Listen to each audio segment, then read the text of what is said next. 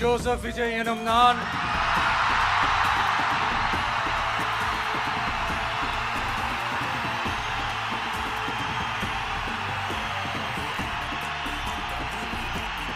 சட்டப்படி அமைக்கப்பெற்ற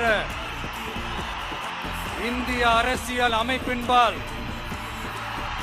உண்மையான நம்பிக்கையும் மாறா பற்றும் கொண்டிருப்பேன் என்றும் இந்திய நாட்டின் ஒப்பில்லாத முழு முதல் ஆட்சியையும் ஒருமையையும் நிலை நிறுத்துவேன் என்றும்